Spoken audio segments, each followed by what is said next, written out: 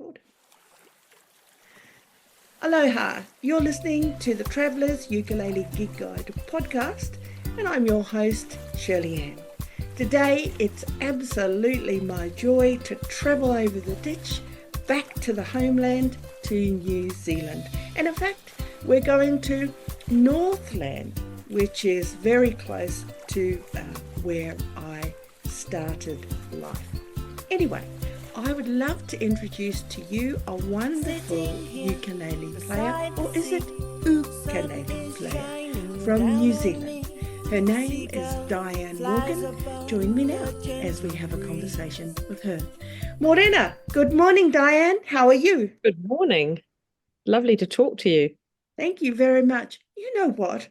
I love the colours in your frame. You've got this beautiful green wall and you're all green, green, green, because New Zealand's a real green land, isn't it? Well, it tries to be as green as possible, but yeah, a bit of rain helps it with that. Absolutely. Keeps it lush and green. Absolutely, absolutely, really important. And we do get a bit of rain in New Zealand, don't we? We do. It's beautiful and sunny today. Oh, that's fantastic. I can see it streaming in through the windows. That's wonderful. Well, whereabouts in Northland? And can you give the travellers a little bit of orientation as to where Northland is, let's say in relation to Auckland? So I live at Warkworth, which is a small town, about an hour's drive from Auckland City. Mm, So you're heading up towards the north tip of New Zealand. mm, So yeah, really lovely sort of rural place with a river and has been lots and lots of farmland. It's now lots of retirees live here now because it's very popular and mm, has lots of lovely beaches as well. So we're near the coast. mm. Yes, yes, because we are a lovely little island surrounded by beautiful beaches, aren't we, Diane? We are. Yeah, We're very, very fortunate here that we have beautiful beaches and islands in the Hauraki Gulf that you can travel to by boat or mm, catch a ferry. So there's lots of lovely options for visitors and lovely beaches to sit on or have a swim or beautiful. It's lovely because those are things that you're mentioning, and of course we're the Traveller's Ukulele Gig Guide, so we're talking to the grey nomad demographic. So if I'm traveling to you from Australia, or if I'm traveling to you from Christchurch, where do you take me? What's your best hints and tips for tourists in your area? Right, well, we've got lots of options, but one place I would absolutely take an overseas visitor to would be the Tawharanui Peninsula, Oh, which is a beautiful area just out to the coast, which is actually a live wildlife reserve, which is actually rat proof. It has a gate as you go in. It's got a beautiful camping ground and a lovely surf beach. But the best bit I like is the ecology trail that you can walk around through the native bush and see native birds. They've even got takahe just walking around in the fields, which is lovely. And at night, you can hear kiwi and go and visit and actually walk through at night and hear the kiwi calling. So it's a really special spot. it sounds beautiful. Can you give the name again for the Yes, listeners? Tawharanui. So it's Tawharanui Peninsula and Wildlife Reserve. So they actually do bring in kiwi to the area so that they can get big and strong, which is really, really good. Ah, Another option, if you can get offshore, is Motuora, which is a beautiful island where they actually have the kiwi from Auckland Zoo. They take them over there from when they've hatched them out of eggs. And there's Tuatara, and it's a beautiful island that's actually been reforested with natives. So it's beautiful. You can go over by ferry and walk through and hear all the different bird calls. It's beautiful. beautiful. And you mentioned a lizard, the tuatara, the tuatara. Now, my mother's maiden name was Tutara, which is Tura. Oh, wow. Yeah, yeah, yeah. So, for the listeners, a tuatara is a lizard, isn't it? Yes, it's a very ancient creature that's they basically, I think, goes back to the basically the dinosaurs' time, which is just amazing. And they're quite hard to spot because they're kind of a grayish color and they camouflage with their environment. So yes, you sometimes need to go to a zoo to see them because they'll have a special tuatara enclosure that you can see them sunning themselves. So yeah, they sit very Mm, still. mm. Well, that is very informative. And you know what? I must admit, it sounds not like a tutorial, but you sound very knowledgeable. And in fact, if I'm looking at your background, it looks like that you're in a sort of scholastic place. I could be wrong. But what I want to ask you is this. Um, what is your background in music and perhaps your career? Are those two things related? Yes, they are very closely related. I am a music teacher, so I teach students piano or ukulele or guitar or violin, which is a huge joy. And I teach from little children right up to adults. I really love teaching adults, and it's great fun because they're having their chance to learn that they might not have had when they're younger, or they might have given up when they're younger because everything gets busy. So yeah, it's lots of fun. So yeah, music's been part of my life since in very, very little. Um, in fact, I think apparently one of my first enjoyments was bouncing around to a song called Pretty Belinda from the late 60s in my playpen. Apparently that was my favorite. But so music, I started off doing piano and then developed violin and was in an orchestra at school. We were very lucky to have a amazing man that encouraged an orchestra to be formed in a little rural country school. So we got Mm. to learn instruments, and we actually went and played in Auckland Town Hall with the Auckland Philharmonic. So Oh, now that sounds crazy, but it was amazing at the time. We just did it because that's what we were encouraged to do. So yeah, yeah, I that played lots of instruments and then developed teaching skills when I was a teenager, and then became a primary school teacher and then came back to music again. So it's like a big journey.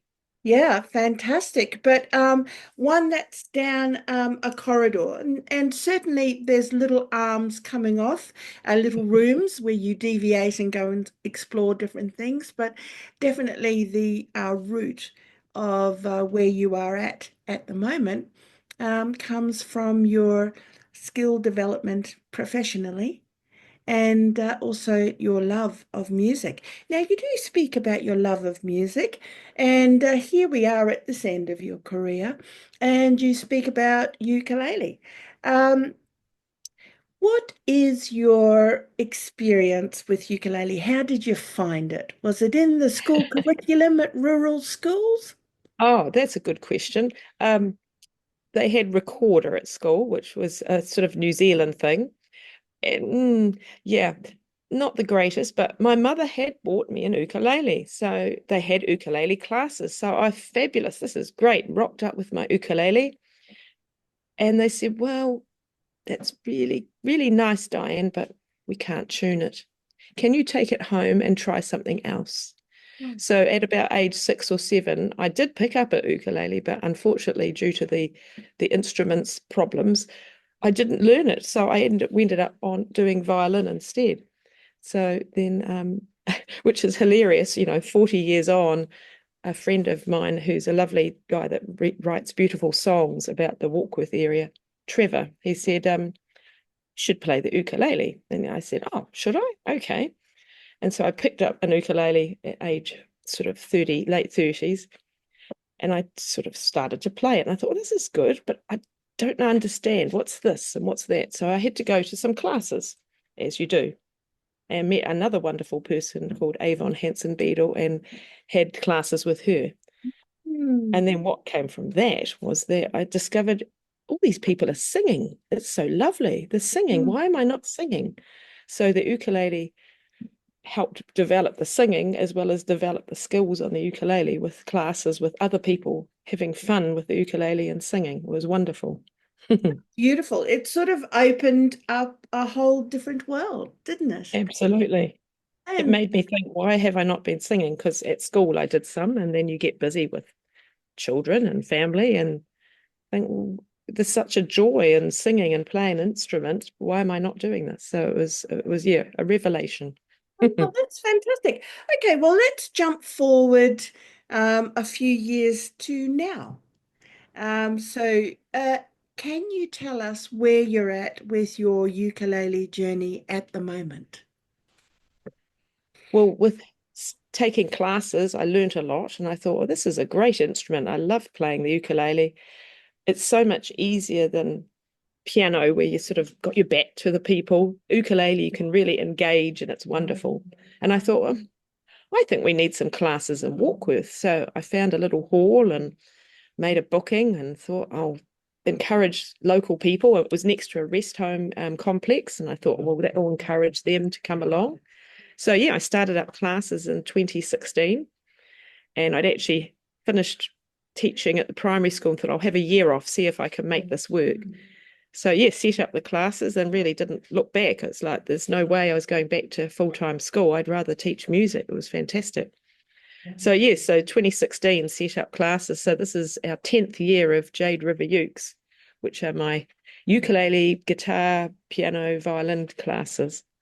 So it's been, yeah, a real joy. And again, I just love teaching adults because sometimes they've never had a chance to pick up an instrument, and they pick up the ukulele and they just love it. That's fantastic.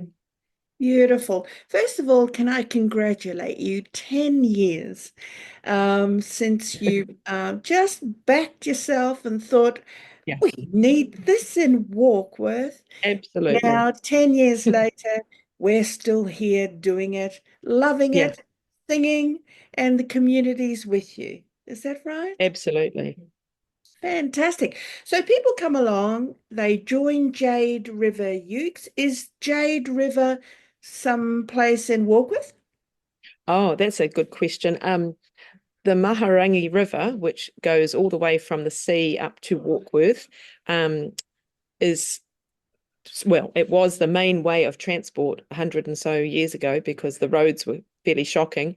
Mm, But yeah, the Maharangi River, there was a poem written about it, and they suggested the colour of the river was a jade colour. mm, So it became known a little bit as the Jade River. that's right. So that's where that name comes from. It has days when it's maybe a little bit less jade green and a little bit more brown, but that's dependent on the weather, probably. On the rain. That's exactly Yeah, right. the rain. Yeah. Beautiful. Okay, so we've got classes set up. We're 10 years down the track. It's Jade River. Um, and so are you only giving classes or do you get people ready for performances? What's happening at We Jade have River? all sorts. So when I started in 2016, there were some students that were really, really dedicated, even more than others. And said, well, why don't we do some performances somewhere? And we're like, oh, okay. So we actually did some flash mobs. So sometimes people will be walking around the street and they'll find this group of ukulele players singing their hearts out on a street corner. So we do a bit of that. And then of course gigs came along because they're like, well, we need some music here. Can you guys? And so yeah, it just developed from there. So from 2016, Jade River Ukes had its own band, so we're quite well known with Warkworth and around the area. We've been to Oru, we're in Auckland. There's a beautiful maritime museum in Auckland, and we've played to all the sailing boats, and it's great fun. Yeah. It's beautiful. So that's your group. What about you as an individual? Are there little offshoots from the big sort of group? Often Yes. I find when I speak to people, there's a body of people that want to just go along and play every week, and then you find little pairings or little duos and trios Yeah. popping up. What is there Yeah. something like that there? There is. It's quite interesting how it works out like that, that you might have a couple of people that are really dedicated. So Kathy Dunsford and I sometimes do things together as the riff queens. And then other times I'll do solo things just, on a street corner, or if they need someone to do some busking, I'll do a bit of ukulele and a bit of guitar and singing. So yeah, a lot of, like you say, a lot of offshoots have come from that other groups that I've taught them so much, and then they've taken it along. Like there's a lovely group of men called Trev's Mob, and they play local songs. And Trevor's this guy that writes local songs, so it's quite nice. It's totally branched off from one little tree. All these shoots have come off. It's fantastic. It's Yeah. wonderful because that's what it's like. It's you've got a group of people together, and then they're finding their own little tribe inside the clan. Yes. Yes. And so it's wonderful because people are connecting, and then they're creating. Absolutely. Yeah, which is wonderful. It's the Yes, beauty. I found even with my sister's in Pakuranga in Auckland, and she's found a ukulele group. And so she's gone along and she'd done a little bit of guitar. And then she's forming another little group that they're going to get together and play and sing. And that's what my students do too. They get together midweek and think, right, well, I can't wait for another Tuesday to come along. Let's get together. And so they'll get together, have a coffee and play and sing. And it's just, yeah, like you say, community. It's wonderful. Yeah. Lovely. It's so, so good. And to be a part of that. And congratulations to you, Dianne, for starting that up. Now, that's a little bit of commentary about the broader group, but what about you? What about Dianne Morgan? Do you have a big ukulele dream? Well, it's a silly dream, but it's a funny dream, but it's also a good dream. I like driving. My husband and I love driving, but one day I'd quite like to get my truck license. And I'd love to have like an old Bedford truck or maybe a newer Bedford truck that's more reliable with a big tray on the back and have all your music gear loaded up, take off, and just stop places like drive to the Waikato or drive to Wellington or go across the ferry and go all around the South Island and just take your music gear and yourself and maybe a few other friends along the way and find friends along the way and just have a tour, go on tour in a truck. So that's kind of, I'm going to have to get my truck license first though. I might have to do that. Now, Dianne, this is the Traveller's Ukulele Gig Guide podcast. So that doesn't sound like outside the realms of No. possibility, in fact. But I think what you are alluding to also is the fact that you sort of, in your Bedford truck, the place where you're traveling and living at the same time, you've got your little stage and you've got everything that you Yes. need set Yeah. up. And so you just like the medicine wagons of old Yes. and dome, whip up the curtain and say, ta-da! Yes. And that would be wonderful. That's what I think we all aspire to in our caravans and Yeah. camper vans and mobile homes. And in fact, many people are doing it. Um, Mm. I have interviewed perhaps a half dozen musicians who are dedicated musicians who have, everything in the back to sort of stop and pop up shop. They've got a Yeah. little space like this to sleep in, and the rest of it is music. So that sounds like a wonderful idea to me. I hope it comes about for you. And what about your I husband? Is he thinking that's a good idea? Yeah, I'm not sure about whether he wants me to drive a truck, but that's okay. We'll work on that one. Yeah, we're not saying tomorrow. We'll work on it. Yeah, we'll Fantastic. work on it. Okay, all right. That's a wonderful dream to aspire to. What else? Can I ask you this question? Have you heard of ukulele acquisition syndrome? Ukulele acquisition syndrome, UAS. Well, it sounds a bit like a disease, possibly, because once you buy one ukulele, you find it's not enough and you need another one. And then you think, I need another one. And actually, I've had that problem. Actually, in Hawaii, I had to buy myself an ukulele. And yeah, I walked miles and miles to a ukulele, well, actually a music shop and bought myself my first banjo lele. Yes, I think I might suffer from that actually. Well, here's a way to test the theory. How many Aha. ukuleles do you have, Dianne? Okay. Not sure I can answer that. I've got quite a lot. Well, I would definitely say you're infected. I think I might be. Probably it might be endemic, I think. It might be totally addicted. I asked you perform a little bit, you teach a little bit, you travel a little bit with your ukulele. What is your preferred instrument to play on stage? Do you have one of each size and then whip them out per song, or do you just have one favorite? Oh, that's no, I do tend to use several. I've got with me a little one, a tenor, a wooden tenor, which is lovely for acoustic. But I do have a white fiberglass plug-in, which looks quite groovy that I use for big performances. So yeah, it depends on the day a little bit, but it is nice to have one that you can travel with because you want to kind of. I like those little Kala traveling ukes that are nice and thin that you can. But yeah, and it's hard to choose. But yeah, I have several. I know how some people have just one beautiful ukulele and that's them, but I tend to have several. Mm. That's But I do okay. love. You don't have to choose because in the world of ukulele, you can have whatever you want. That's Absolutely. Yeah, okay, all right. Dianne, we're nearly out of time, but I wanted to ask you this question. I see that you have a ukulele there. Were you going to sing us a song today? You don't Well, have to. I could sing a little bit of what we sing on a corner because that kind of I wasn't sure what I was going to play today.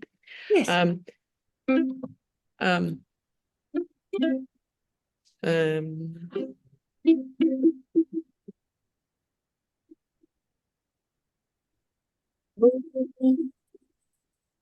just a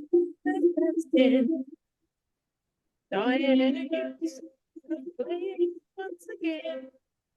So you can change words and do all sorts of things with songs, but yeah, that's lovely. Thank you for it's that. crazy. So folks, the sound cut out a little bit because I don't think we had the original sound, but could you speak the lyric for us, please, Dianne? Oh, so that was over on the corner. Um, what did I sing? I don't know. Diane and Ukes are on the corner again.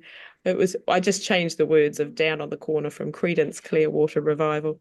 Yeah, So I don't lovely. know I what's too was good. with you in spirit. I was jigging along as you do. Yeah, fantastic. All right, Dianne. Well, you know what? I just wish you luck. Thank you so much for speaking to us today at the Travelers Ukulele Gig Guide podcast. Um, Thank you for good having luck. me. Thank you. Yeah, no problem. It was absolutely delightful. Well done on everything you've achieved with Jade River Ukes and for what you're doing for the ukulele community in Warkworth and in New Zealand. And we wish you a happy, great year. Oh, I want to ask you this last question then, Dianne. Do you have a goal for 2025? What's this year's target? What do you got in your sights? That's a good question. It's good to have plans and to think ahead.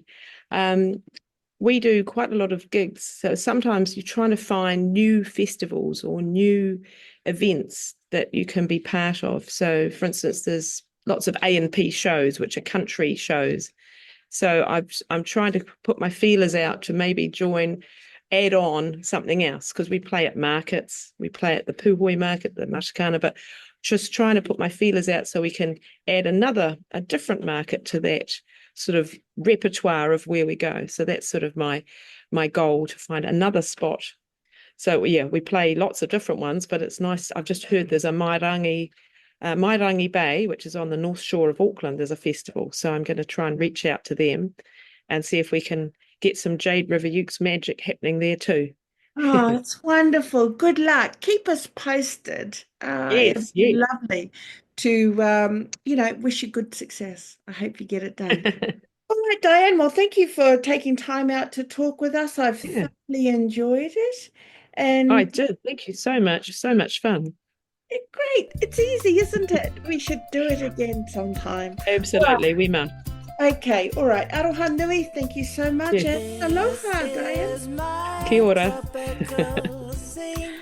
Oh, well, that was wonderful. Well done. How do you think it went? Oh, you make it so easy. I think you did very, very well. Thanks for listening, travellers. Don't forget to subscribe, follow or click notifications on your preferred platform so you don't miss a yarn. We're posting a new episode every Wednesday morning because it's a great hump day, pick-me-up kind of a podcast. Thanks for listening. This is Shirley Ann. Aloha.